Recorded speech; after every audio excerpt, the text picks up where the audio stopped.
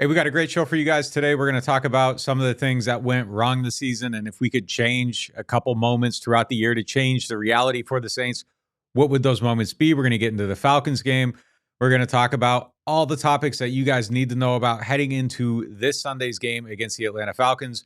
Me and Mike are coming to you from the Better Call BADEAUX podcast studio, and of course, we were presented by Hardhide Ponchatoula Strawberry Whiskey. That is an 86 proof blend of 3-year-old wheat bourbon, American light whiskey, and fresh Ponchatoula strawberries blended in New Orleans. It's not for the thin-skinned. Look for it in your favorite stores, bars, and restaurants. If you need legal help with any of the following: car wrecks, offshore injuries, 18-wheeler collisions, Maritime Jones Act, hurricane and storm claims, you better call BADEAUX at 504-323-7777 or 985-303-7777 for your free consultation and case review. And check out our friends, Firehouse Subs Veteran Boulevard location. Great food, great people, and a great time every time you go there. Let's get into the show.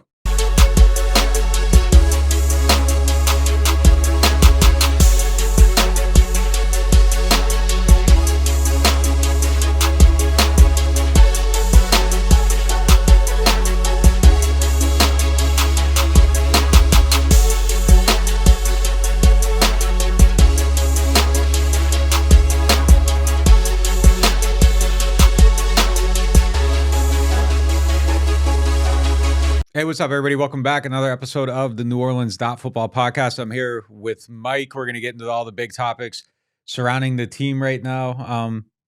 So start out with this one. You think Cam Jordan has a shot at winning his appeal? Kind of didn't practice on Wednesday. I'd say he might need a hard hide to get through the league coming after him. But that was kind of BS a little bit, I think. I think so too, and I want to scream to the rooftops, this is BS, but at the same time, I don't know why they chose him. I mean, obviously, there could be fake injuries left and right all the time. Why did they choose him? And I kept seeing these and I asked players and coaches about it, and they said the league didn't really give an explanation that, I mean, the reason Nielsen and DA were involved is because there was like video evidence of them like clearly coaching Cam to do it on the sideline or whatever. And is that what makes it different than other injuries that may or may not be fake? But it sure seems like he had a real injury, and either they're going for the hardest sell of all time, or he said he was rehabbing the entire week. Here's the other thing: if a player sits out the next 4 plays and goes in the injury tent,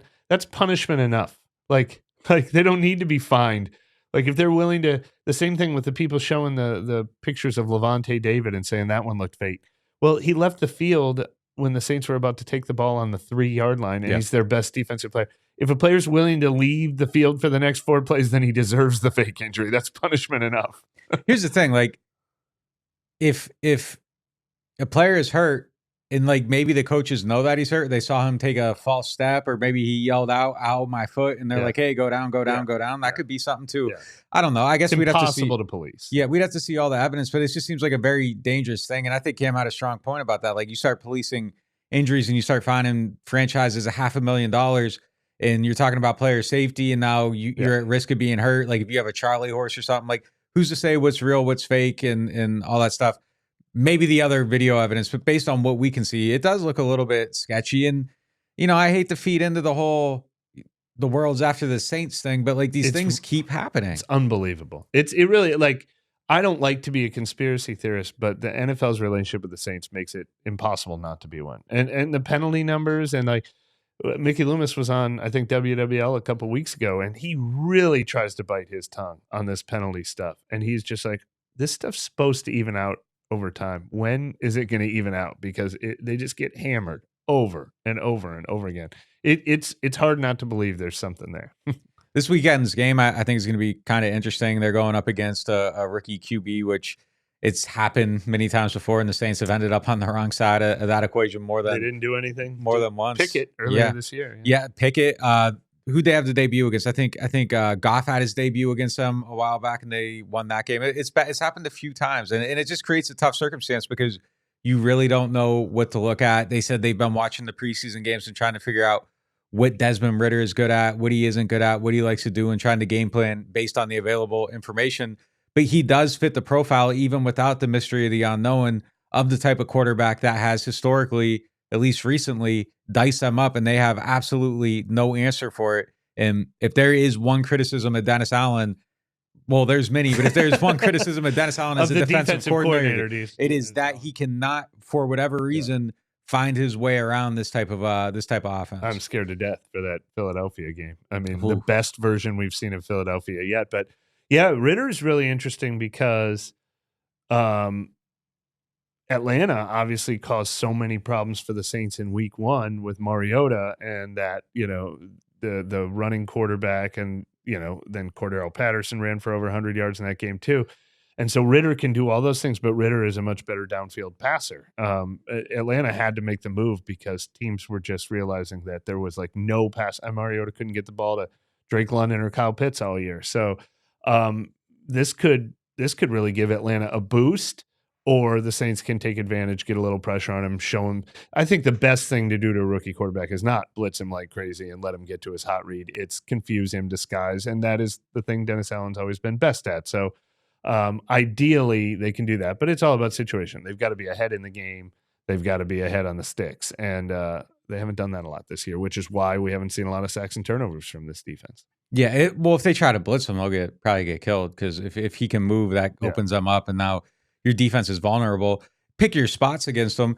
But again, there's no idealistic way to do this. Like, they have done a good job of disguising their coverages against lesser passers, like Marcus Mariota, even in week 1, and then they still couldn't figure everything out, and it took Jameis Winston running the 2-minute offense as well as anybody's ever run it to win that game. It's unnerving a little bit. I think if they were playing Mariota, I would feel better about the game, even though we already saw what that looks like. It's just that little bit of like, okay, he does all these things theoretically as well as everybody else, and now what's it going to look like when he's throwing down the field as well? And that's the thing. Like, you're going to have to play a lot of zone probably to have your eyes on him, and they've had some issues even keeping that together. They lost to Tampa Bay because they blew a zone coverage when Marcus May kind of bit inside a little bit, and then Adebo was left alone. So they're going to have to be really, really organized in this game. And I think that puts a challenge on some of the things we're worried about holistically as a team, like the details. If you aren't totally bought in, if you aren't totally engaged in what you're doing this week, because the season is where it's at, if you aren't all, you don't have all the T's crossed and the I's dotted, this is a game where I think you get burned on a big play and maybe make yourself vulnerable against an opponent that, theoretically shouldn't be able to hang with you in this game. I will say this, those last 2 drives against Tampa Bay aside, I think the Saints defense has been playing its best football in recent weeks, and I don't think we're going to see Marshon Lattimore. But other than that, they've had health on their side. Now they have a bye week to get rested on their side. They better play well against a rookie quarterback and one of, the least threatening offenses in the league. Otherwise they're just as guilty as everyone else. I mean, this is one of those moments where maybe the Saints should win a game 13-0. Maybe that defense that got Dennis Allen hired in the first place needs to flex a little bit. And they did against Tampa Bay for 55 minutes. Yeah. The Marshon situation is kind of crazy right now. What is this going to be, the 9th week, counting the bye? Is this the 9th week? He hasn't played since week 5 against Seattle, and we're in week 15. So it's been 10th week. It's been a really, really long time. And just reading between the lines on Chris Richard's answer, he said when he was asked, not playing. Yeah, when he was asked about Alante and Paulson Adebo and having to make that decision, he said, well, we don't have to make that decision this week, thankfully. So it sounds like he's not going to play. Based on what we've seen at practice, it looks like he's not going to play. We'll have a better read after the Friday practice. So look for the tweets and the reports and, kind of what we're saying following this practice. But it's surprising because that was supposed to be a 2-3 at worst 4-week injury. And now it has lingered for a really, really long time. It's tricky. It's just, it's surprising. Yeah. When you say it was supposed to be a 2-3-4 week injury, that was one of the possibilities. I mean, it's lacerated kidney. There was mystery involved in it. And there were many levels of, that could be, if it's a really bad one, but the one they diagnosed there was the possibility of coming back in 3 weeks. But I am perfectly okay with treating a lacerated kidney with kid gloves. Oh, sure. Like, there are 12 other injury situations this year where we might blame the Saints. If they're like, this could be 3 weeks or it could be the rest of the season, that's the kind of injury that you don't want to mess around with. And unfortunately, when you're a 4-9 team, if they ever at any point get mathematically eliminated, I don't think we're going to see him again. And they're probably one loss away or one Tampa Bay win away from maybe him not playing again this season. Yeah, it is just It's weird though. It's a weird situation. It's weird. definitely a weird situation, and they were talking about how he needs to have the the clearance from Marshon just about how he feels and taking hits and all that. And that's not that that's something that you really can't know, but it's also something that's lingered for a really long time. In hindsight, I think they absolutely IR this guy. I think it's just probably been hard to get information on it and to kind of gauge where it's going to be. And is this going to be the week or is it going to be next week? What's this, his third or fourth week practicing at this point? So, I mean, he's at least making progress. But yeah, if he doesn't play again this season, though, and I wrote this in a story on Wednesday, that might be, those are the things that should be happening this season. And as weird as that sounds, we know what Marshon is. He's a young player. He's going to be part of this team for a while. I don't think you need to see it from him. Go away, get healthy, be ready for next year. Now you can evaluate Paulson Adebo and Alante Taylor. And, I know the idea is Adebo on the outside, Taylor on the inside. But if Taylor can be a legitimate outside cornerback and he looks like he has the skills to be potentially really good at that, I think you owe it to yourself to find that out. And then if you need to find someone else to play the slot and Adebo isn't necessarily the best player for that, I think you make that move. The players on the outside are so much more valuable than a slot cornerback. And if he can do that, these are the things you should be figuring out when you aren't fighting to save a coach's job and, all this stuff. You can make these decisions long-term, and Lattimore not playing might force them into one of those, and it could be a blessing by disguise. Well, yeah, I think the decision at cornerback is not move Taylor inside because he could do a better job at it. At Debo, it's best two corners are on the outside. Figure out what to do with the rest. Yeah. Absolutely. Yeah, they've put safeties in there for years that aren't great coverage players, but they give you other attributes. Taylor's really good at all that stuff. But yeah, I think it's going to create a interesting dynamic if Lattimore doesn't play. It's definitely a bright side of it. I'm very curious. There's two things going on right now for the Saints. One, they're not mathematically eliminated from the playoffs. I mean, they could be a game out next week if Tampa Bay loses to Cincinnati like they're supposed to and they beat Atlanta like they're supposed to. So they're not switching to Jameis Winston to see what they have. They're not saying we're going to play all the rookies and Pete Werner, you're done for the year, and Marshon, they're done for the year. I wonder if being mathematically eliminated changes that, or I wonder if Dennis Allen is so hyper aware that I need 2 or 3 more wins because I'm trying to save a job. And if they treat this entire season like we're trying to win every week, I'm getting the feeling coming out of the bye that they're treating every week like a must-win game all the way through Carolina, probably. I think the only way we see that is if somebody comes down from the heavens and gives them assurances, hey, you're our guy next year. This is what we want to see. But we need to see Jameis. Yeah. We want to see Jameis. Let's get, Caden Ellis more snaps so we know what to do with him. Let's get, Benjamin more carries to see if he can be, the guy that's the answer there. There's a lot of things that they could be doing differently. And look, if we're being honest, even without that pick, I know it's going to Philadelphia, there's like a path right now where you could end up with like the number 2 pick if you lose these games. Once the math is actually done, trying to get higher up in that order is honestly the best thing for this team. The optics of it, we're so far beyond that now. Like it was an argument we were having before. Yeah. It's screwed. The trade is horrible. It's bad. There's no saving it. Ending up picking 11th. Look, you want to be picking 32nd or 33rd in the second round. And if you can do that and get a look at these guys, that is actually the best outcome for this team. It's not the best outcome for DA, though, if he's fighting for his job. So, I mean, there's kind of two things at odds here. I don't think they'd ever tank, but decisions like, all right, does Lattimore really need to play? Like, those are the things you can do to maybe help yourself not make your best effort toward winning. And the other name we didn't mention, Werner Adebo, and Trevor Penning would be the other one.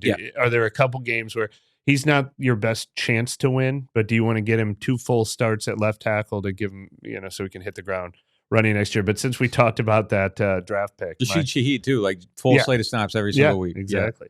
Since we talked about that draft pick, which, as you properly wrote about this week, was the worst thing that happened in this entire year, without question. I mean, the silver lining of this season is supposed to be, well, everything went to pot, but at least they're going to have a top 5 draft pick next year, and they don't even have that. It's just miserable. So I got made fun of by our friends on the Who Dat podcast for using the term sliding doors moment. Is that not a common phrase? I've never heard it. You've never heard it? You said that on here, on this podcast? No, I said it when I joined them, and I called something a sliding doors moment, which is like a movie I've never seen, like starring like Gwyneth Paltrow. That's not even a popular movie. But I swear the term sliding doors moment has become we need feedback on DJ, have you ever heard the phrase sliding doors moment? No, I never heard of that. Ever. All right. I'm going on Twitter later. I need to find out how many people have heard of this phrase, sliding doors moment. But the concept being I think the movie is, if you make this one choice, your life goes this way. If you make this other choice, your life goes the other way. So that's called a sliding doors moment. And that's a big one for the season. I want to talk about the things, if just one thing changed, you can change one thing. And you think because you change this one thing, the Saints are like everything's positive for the Saints. I think there's actually some of them. I think there's some things that you only get to make one change. One guy doesn't get hurt. They make one quarterback decision. They win one more game. They don't trade C.J. Gardner-Johnson or whatever. What is your one game that has the Saints in first place? What is your one? You get to change one thing, and the Saints are winning the NFC South right now. Well, it's a twofer. It's a twofer. I'm going to go with a twofer here because they're both the same guy, but I think it's Marshon doesn't get ejected from the Tampa Bay game, and I think maybe they win that, and then 2, he doesn't get injured. So like if you have Marshon the full way through the season, every single snap, every single game, I think they win a couple games and everything kind of changes a little bit. I think he's that important to the team, and again, we've had the conversation about injuries and all this and his excuses and da-da-da-da. He's one of the best players in the league. Everything they do on defense is based around him. Their pass defense has actually been pretty good the whole year, but I think we can look at a handful of big moments in every single game. Granted, they lost the Minnesota game throwing at him, but I think there's just some stuff that changes throughout the year. And I think just having them on the field puts them in better situations, and they're covering differently. And, Paulson Adebo isn't on Mike Evans on the most critical play and stuff like that. So I think it would just kind of give them, it doesn't have to be a huge shift to be in first place right now. It's like 2 games. And I think he's a 2-game difference. Without question, a healthy Marshon. And I mean, I don't know if you're allowed to have both. I made the rules up. Well, okay, my sliding door moment is Marshon every single snap, every single game. I know. But you're right. All right, give the Tampa game away, though, and I still think. I think they win the Tampa game if he doesn't get ejected. I really do. Because Jameis doesn't press. But they also attacked P.J. Williams right after that. Now, Marshon wasn't perfect because they easily could have won that Minnesota game, and he had one of his worst days in years against Justin Jefferson. But I maybe he doesn't give up the 60-yard pass to Jamar Chase. And to me, that's the game. I mean, you could say Tampa, but they would be what would they be right now? 5-8. They'd be a 5-8 division leader if they beat Tampa. They should have beat Tampa. But I think they should have beat the Cincinnati Bengals. And what a different tone that makes. There's a million ways they could have beat the Bengals. Get one first down, complete one more pass. Don't give up a 60-yard pass to Jamar Chase. Whatever that one play is, that would have saved the outlook on Dennis Allen a little bit more, because they got off to that awful 1-3 start, but then they came back and beat Seattle. They got 2 in a row, beat Seattle, beat Cincinnati. I think they might be a first place team right now. And I just don't think the tone of this whole season would have been, this team is a train wreck. And that game would look better after every week. It looks like Cincinnati's going back to the Super Bowl at this point. That's the one game let me replay any one series in the Cincinnati game, and I think this is a much different team. What's yours? That's the one I'm saying. I thought you were talking about just Marshon. Okay, sorry. No, I'm saying I want to get give me any other series to do over in the fourth quarter of the Cincinnati game, and I think that makes a huge difference on how this season is viewed. We could go back and we could say they should have never hired Dennis Allen. That if people watching this, I bet 78% of people would say that on a poll. But does that mean they should have hired Aaron Glenn? Does that mean they should have hired Eric Bieniemy? Does it mean they should have hired Doug Peterson? I'll say if they made all the same personnel moves and they still lost Sean Payton and they did all that and they hired Aaron Glenn or Doug Peterson instead, are they way better off? I don't know. Yeah, look, I'll say no to Aaron Glenn, because hiring Aaron, and I think Aaron Glenn will probably be a great head coach somewhere, but it would have been for the same exact reasons, preserving the culture, and have the same assistants and the same exact way. Yeah, I think maybe I don't know if Dable would have ever been an option, but if this was like a more open-minded, and I'm not saying it was closed-minded, they did interview a lot of people, but it kind of seemed like they had a front runner the whole way, and I think the whole world knew they kind of had a front runner the whole way. Dennis Allen canceled an interview with another team when this was going on and all that stuff. So if it would have been more open, maybe you could have got a Dable or someone else like that and kind of just really went hard after another candidate. I don't know if the search would have been completely different, but for the purposes of this exercise, we're just kind of saying from August 1st forward, everything that happened before is kind of set. Because there's a lot of personnel we could go back and revisit Jameis. We could revisit Deshaun Watson. We could revisit Teron, Marcus Williams, CJ trade. But if you want to go August 1st forward, that limits. There's so many options. Yeah. Another one for me, and I think we kind of agree on this one for sure, is that after the Tampa game, you go to Dalton and you just during. I say during. Okay, as soon during. As, if he tore the ligament in his foot in the third quarter of that game, now maybe he was running on adrenaline. Maybe they didn't know what it was yet. But yeah, after the Tampa game for sure. But third quarter of the Tampa game, maybe you win that Tampa game too, because Jameis admitted he played horrible at the end of that game while he was playing hurt. Yeah, but that would be one for me. Then maybe you win that Carolina game, and then things are just different. Maybe you have some momentum coming out of there. You're 2-1. You've found a way to win some games. Maybe Andy Dalton plays better in London because he just had the Carolina game, and he's kind of setting it a little bit. Maybe your offense is just a little bit more in rhythm, and maybe it just kind of changes the whole entire season. But one win right now changes your whole outlook of everything. Like if they had one more win right now, with Tampa going to Cincinnati, and then it's kind of a soft schedule going forward. You know, you could talk yourself into believing they're going to go 3-1 over these next 4. You could talk yourself into saying they should go 3-1 over the next 4. And I think they should, if they were a good team at all, even mediocre, you should be able to beat Atlanta, Carolina, and Cleveland, Philadelphia. I mean, I think they're going to get slaughtered probably, but you should be able to do that. And the circumstances with that would be a little bit different. So just that one game, I think, changes if you make that decision. God, that Tampa. I'm thinking of that week 2 Tampa game again.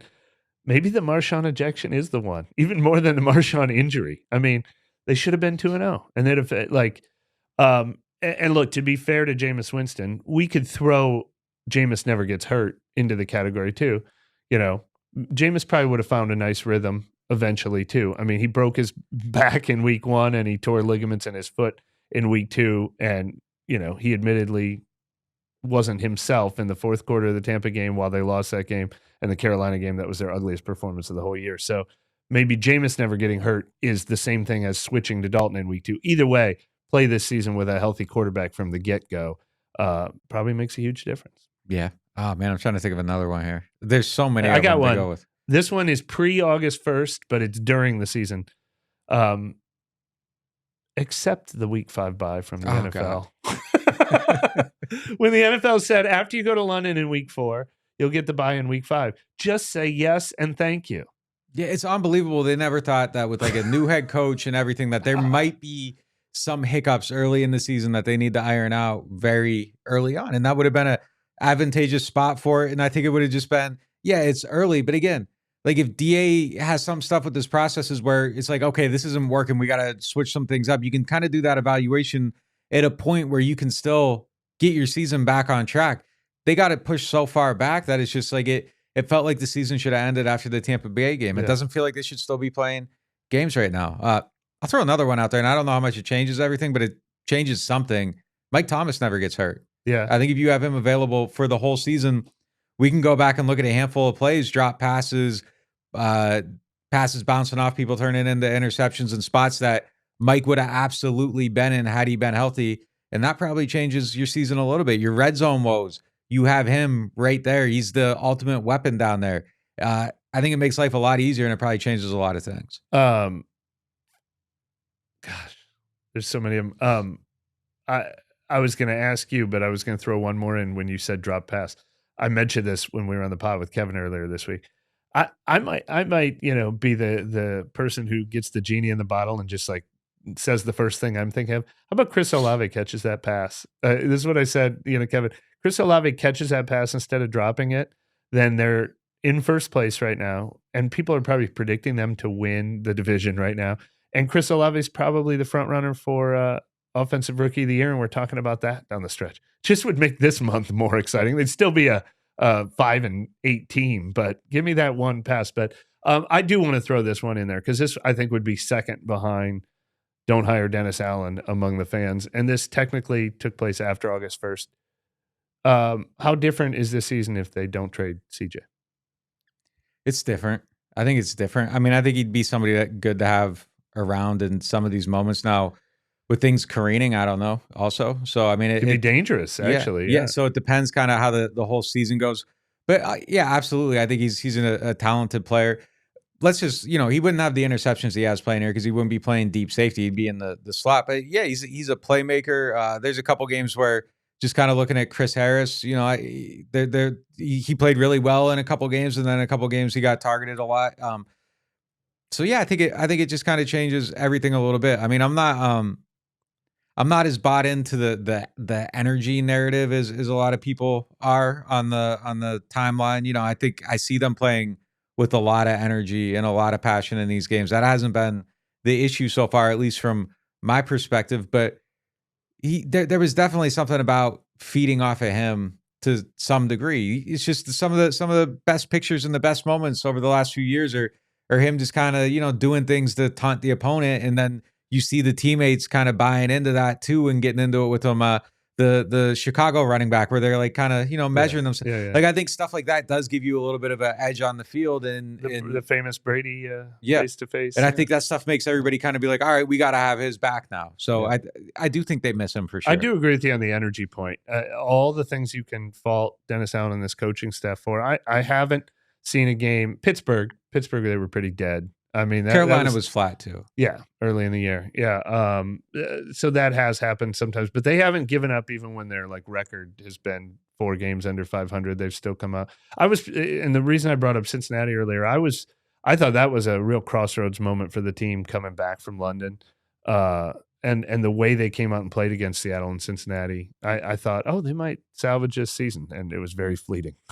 So we got another sliding door moment here. Where you want to go from here on the podcast? Well, all right, let's marry the 2 topics we've already talked about. Do you go back? I still don't get it. No, it's if you go out the door, you're still walking to the same place. It's just left she or got right? off I only remember this from the trailer. I haven't seen this movie. She got off a subway train, but then she gets to redo her life where she never got off the train. That's where the sliding doors came from. But do you know the name of the movie? Sliding Doors. Oh, all right. I swear. DJ, look up the Rotten Tomato rating on this movie. I'm not advocating for the movie. I'm saying this has become. I just need to know the rating. Google the word "sliding doors moment," and I bet you it says 2 million views or whatever. I don't know. But anyway, all right. Do you go back? And I'm giving you the opportunity to be the team that drafted Desmond Ridder in round 3 instead of the Falcons. Hold on. What's the rating? I don't think it's a good movie. It's 6.7 out of 10. Yeah, I mean, nobody's saying it's a good movie. That's not an embarrassing rating. Expression has taken on its own life. All right. I mean, I don't think it has, but we'll just move on from there. Okay, so drafting Ridder, what, in the 3rd round? Do you want to be the team that drafted Ridder in the 3rd round this year instead of the Falcons? Yes. Yeah. Any of these quarterbacks? Yes. And you'd say Malik Willis. Yes. Too. Okay. Yeah. I liked Ridder. I actually liked Ridder, so I want to be on record before he has a good game against the Saints that he was one I was interested in. But we all want the star quarterback. But do you wish that this team already had Pickett or Ridder or Malik Willis? Or will you take the 2nd or 3rd round guy next year? Do you believe in that? Do you like the Mariota Ridder plan or the even Tannehill Willis, but they already had Tannehill. But do you like the Falcons Mariota Ridder approach better than the Winston Dalton approach? Well, here's what I do. I'd be fine with Mariota Ridder. I like that approach definitely better for sure. You have upside on one of them. The Falcons I don't know, they're fine. They're in a fine position right now. Saints are in last place. Yeah. So, I mean, there's really nothing, there's really nowhere lower to go.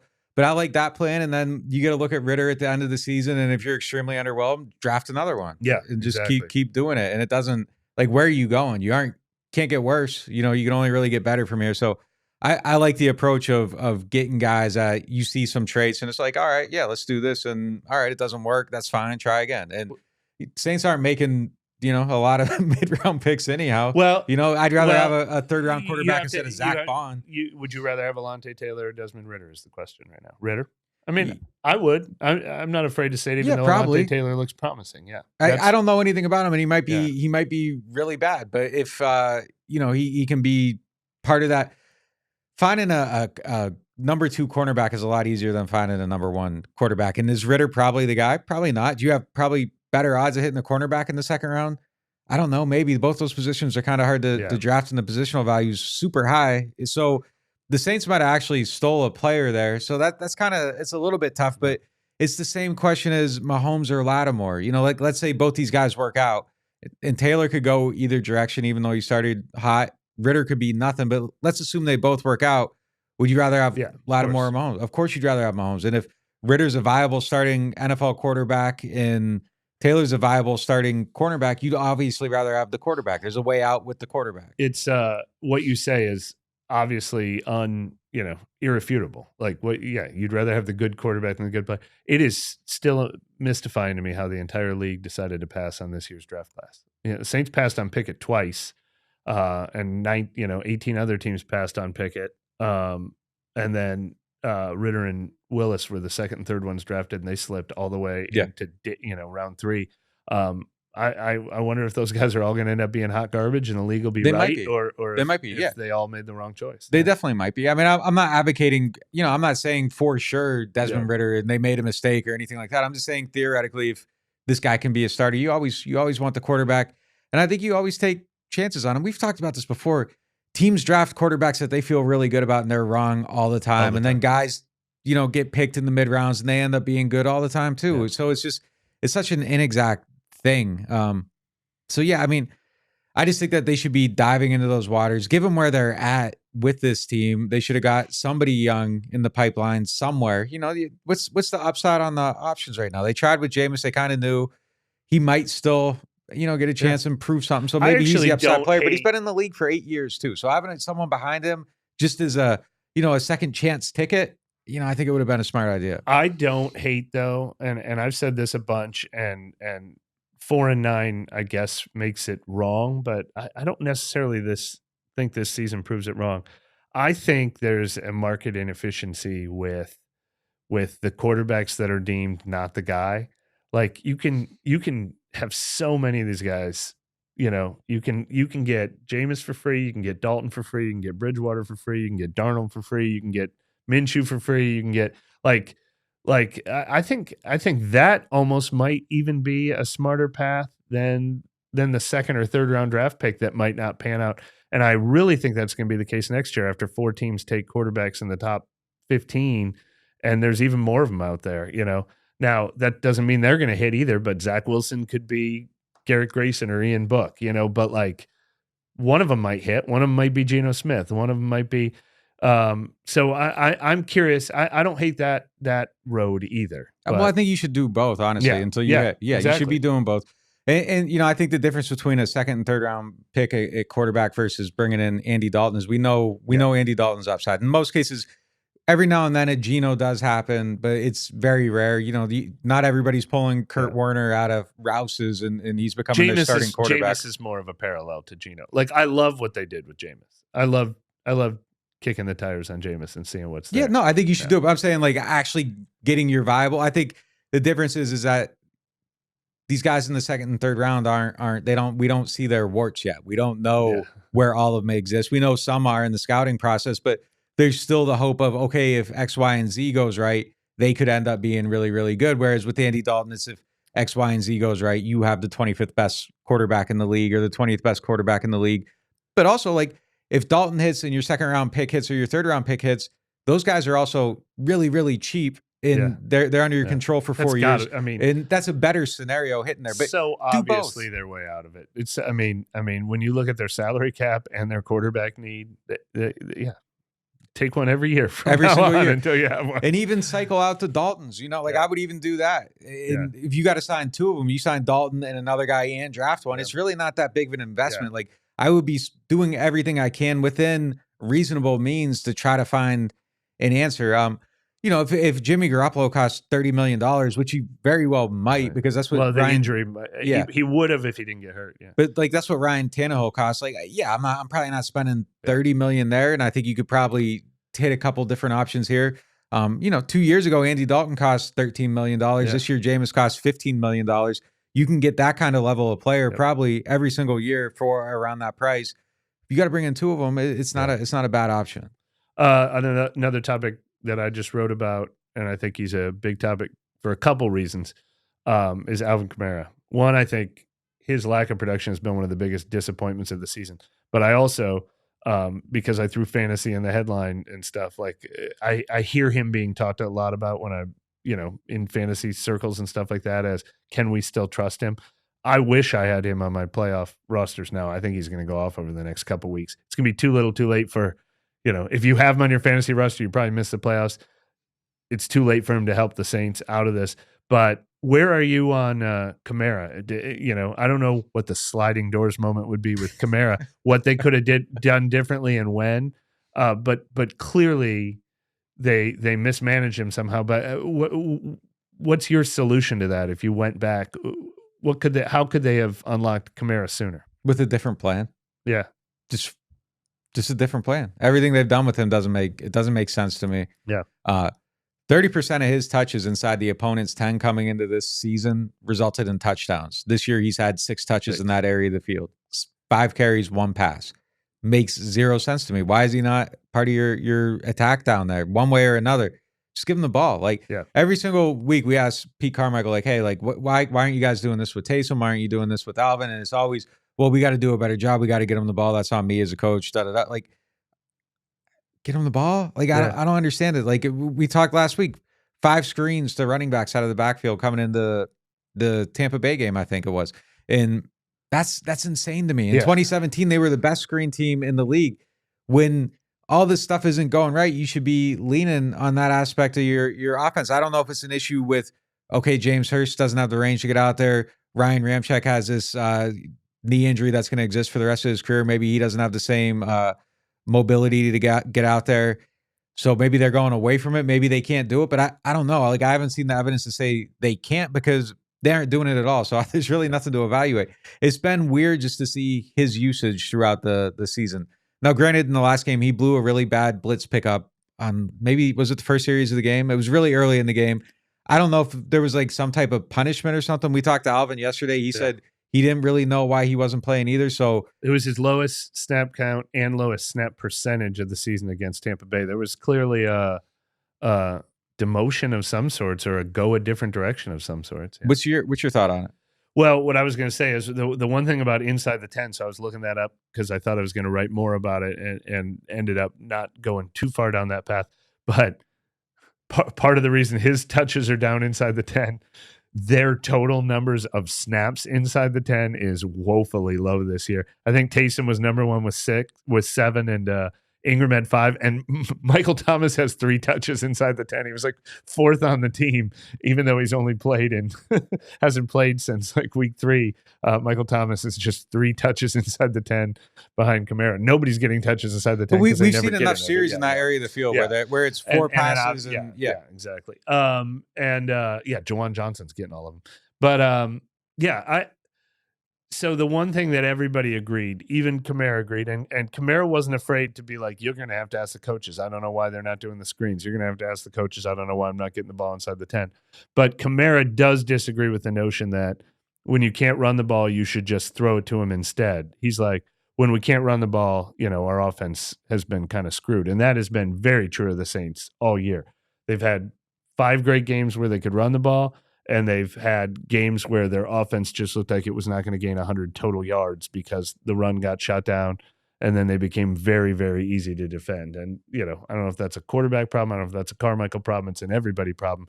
But just throwing a swing pass to Alvin Kamara hasn't been the solution. And certainly not when you're in 3rd and 12s and 3rd and 9s and 3rd and 13s, which has been the story of their offensive season.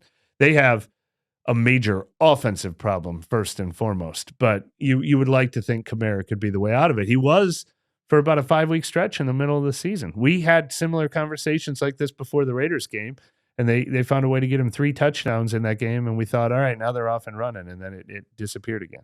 You're right. They haven't run a ton of plays in there, but it's been 40 plays inside the opponent's end. For him to only get 6 of those, being the best player on the team, is kind of a little bit of malpractice. It's been 1 pass. I don't know how you end up in that situation where you're looking at every other option except the best player on your team. And the 1 pass, he fumbles. Unbelievable. You're damned if you do and you're damned if you don't. That's been the story of their offense, has been the story of their season. All right. So what do you still with your pick on you still think the Saints for this weekend? I think the Saints win. Now, I'm not putting $1 on it, but and are they like 3.5, 4-point favorites or something? Like I feel like every Saints game that they're favored in, how is it not pick them at worst? But I was trying to figure, since we don't make predictions, I would have picked them to beat Atlanta in week 1. I can't remember if I would have picked them to beat Carolina in week 3, but I know I felt really, really sketchy about that game. I think I picked them to beat Seattle at home because Seattle wasn't Seattle yet at that point. But this is on a very short list of games where I would have picked the Saints to win this year. Sliding doors, 65% on Rotten Tomatoes, 6.7 on IMDb. When Helen, a London ad executive, is fired from her job and rushes out to catch a train, 2 scenarios take place. In one, she gets on the train and comes home to find her boyfriend, Jerry, in bed with another woman. In the second, she misses a train and arrives after the woman has left. In the first scenario, Helen dumps Jerry, finds a new man, and gradually improves her life. In the second, she becomes suspicious of Gary's fidelity and grows miserable. All right. So if we're using this movie as the downside, as the parallel to the Saints season, seeing the underbelly should theoretically lead to them coming to a reckoning and getting better and improving and addressing all the issues that were there that were hidden by the presence of Sean Payton. Whereas if they continue to just stay on the path in continuity, they're going to grow suspicious and things aren't going to get better. So do you have to? They learn from this Is there season. a learning lesson in the sliding door season of the Saints? What do we think? Yeah, they're not. I don't think they take the same approach next year. I don't think so. I know you keep sneaking it in there, like, if they get a good coach and a good quarterback. Sean Payton comes back and they get Tom Brady. Or, like every once in a while you're on the. There's still a lot of talent on this roster, and this division still. I still believe that. This division's still vulnerable. Do this again. To me, this isn't just a 1-year problem, though. To me, this is now 2019, or this is now 2021 and 2022. I'm just a little sick of the let's keep trying to hang on to it, because I feel like there's a bottom that's eventually going to drop. Because I don't think they've really. Unless they have a 2017 draft class. There's an end in sight. There's a point where Demario Davis and Cam Jordan and Michael Thomas and Alvin Kamara aren't helping this team anymore. And maybe Ryan Ramczyk, since he's been so injured.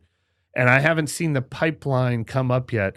So for me, it's been like, let's try it for one more year. Let's try it for one more year. Let's try it for one more year. I'm a little over it. I think the pipeline's there in some places. Though. Like you mentioned DeMario, there's a pipeline at linebacker, but look, I think it can be both things. I don't think it has to be a bottoming out and then all in at the same time. I think you can still remain competitive, add to your roster, keep the players you have that are good, that are part of that, shed the old guys, and just keep building toward it. I don't think you have to stop building to get better. I think you can do both. So right. I'm not in a sliding door. I'm in a revolving door. Like, I think you can keep doing business and you can be pushing people out while pushing people in at the same time. I don't think you have to stop motion on one to do the other. Investments. Like this next year's draft class is not going to help much. They don't have a first round pick, depending on what happens with Sean Payton. So do you consider trading Kamara and Demario Davis? Those are big decisions you have to make. Do you spend money at quarterback or don't you? That's a major decision you're going to have to make. And I lean a little bit toward, maybe I want to spend very little on a veteran quarterback next year, and maybe I want to trade a couple guys. I'm close to that. Like I hate shoving Demario Davis and Alvin Kamara out the door, but those are the guys who are going to get you something in return. So, but does DeMario? DeMario's an older player. He's got a great contract. I don't think he's got a great contract. What's the return? Maybe a fourth. Yeah. I don't think you're getting a lot for him. No, he's not an older player at the end. But that one is also because if you're going to sign Caden Ellis, like you can't get your money's worth out of having 3 linebackers on the team. If you re-sign Caden Ellis, you almost have to trade DeMario. And I don't think you're getting like the CMAC deal for Alvin. No, I don't think you're getting a ton for him either. So no, it's tough. These are tough. So you probably keep. I mean, for that reason, you probably keep both of them since the alternative isn't that great. But it's for me, like the approach they took this year. I agreed with it this year. Because I thought of, especially when we thought Michael Thomas might be healthy. I thought they had enough special players. I don't even think they were that reckless this year, though, without the draft. They weren't reckless. The draft move was the only thing that was like overly aggressive and reckless. That was the only reckless move they didn't do anything reckless. Like I'm saying I don't disagree with what they did this season. Like if they signed like a $3 million wide receiver next year, none of us would look at it and be like, man, they're doing they're doing too much. It's just like, oh, they're filling the roster with cost-effective players. I don't even think the Tyron deal was that outrageous, like the price range. It was just, you haven't gotten the return on the dollars, but like a veteran player that costs what he costs, that isn't bank breaking either. And they shopped kind of second tier safety market on May too. That wasn't a top tier deal either. So the only thing they really did this year that was just extremely like, what the hell are you doing? Was they it put all off for a year. I mean, giving $15.2 million to Jameis Winston this year instead of drafting Kenny Pickett, like that puts them back a year on what we say they have to do next. And so maybe that's the biggest one of all of them, frankly. Yeah, maybe. And if you knew you were going to do that, then you probably don't sign Tyron. And I'm not saying that was a bad contract. We were really excited about that contract because it matched their approach. But if you knew in hindsight, you're a year behind now because you would have saved that draft pick, or you would have used it on Kenny Pickett. You would have saved that $15 million that you spent on Jameis, and you might have saved the Tyrann Mathieu money too. It just puts you that much further ahead. Those are three moves that's going to take a little time to catch up. But based on kind of based on the whole every conversation we've had in this podcast today, like their whole approach would basically be kind of what we're both saying they should do. You and I both. Like Jameis might have been the wrong decision, but he was that cheap quarterback you say they should have got. The Penning trade is the one thing they shouldn't have done. Their whole offseason, they signed one guy to replace a cheaper player to replace a higher price player. And then we spent multiple months being like, what the hell? Are they going to do anything at all this entire offseason? And then post-draft, they add veteran players to kind of fill out their roster. No, we liked it. Yeah. But I'm saying if they did the same thing next year without the Penning trade, it would kind of be like, oh, they were responsible this year. They broke me this year. They didn't do anything crazy. They broke me this year. Last year, they were trying to scratch and claw their way to like getting into the playoffs with 10 wins.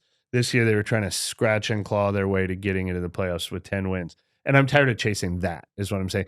Their model has been, can we sneak into the playoffs as the fourth seed? There's no talk of, we could be the best team in the NFC. They're way too far from that. If you take like the Watson pursuit out of it, though, like a year from now, if they had the same exact thing without the Penning trade, I don't think that we're looking at it like they're fighting and clawing. It would just be like, oh, they're getting by and they're bringing in old dudes and they're just trying to fill out their roster because they have to field a team. And this is what they're doing. Oh, they didn't spend anything at quarterback.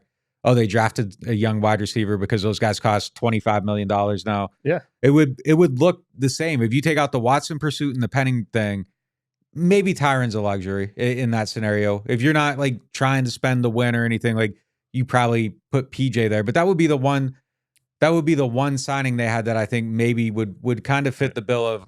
But I don't think that they were. No, I don't think they were gripping onto anything like they used to. I think this offseason was actually a step back. And I'm telling you, if next year looks the same way, I bet our conversations are like, oh, well, yeah, they aren't going all in because this team isn't that good, but maybe they can win the division. But I agreed with everything they did this offseason. And I either predicted them to win 10 or 11 games. I think when the schedule came out, I dropped it back down to 10. Speaking of the league screwing the Saints over Thursday night in Arizona, 2 weeks after you went to London. Are you kidding me? But anyway, but I thought I was bullish on the Saints because I thought you'd be wasting a lot of these guys who are still barely in their prime, like Cam Jordan and DeMario and Michael Thomas and Kamara, who I feel like all four of those guys have a shelf life. And I thought, you know what? While you have those guys, while the NFC is vulnerable, while the NFC South is vulnerable, you do this, I think you can have a 10-win team if everything goes right and you don't get hurt. And it didn't all go right. And that was what we watched last year. If everything goes right, this could be a 10-win team. It didn't all go right. And to me, at some point, I'm ready to take a different approach. And I think I'm there next year. Only thing, but the sliding glass doors the sliding doors for this team, I think they've had a little bit of a reckoning in some respects, and seeing the underbelly, I think, allows them to go forward and kind of maybe make different decisions on what they're going to do on all fronts. Yeah, I'm back to being intrigued by the offseason. We'll go back to the very beginning. If only they had a top 10 pick, we'd be like super excited about this offseason. Yeah. Anyways, we'll see what they do this week and over the next 4 weeks, and I don't know, see where their season ends up. That's all we got for you guys.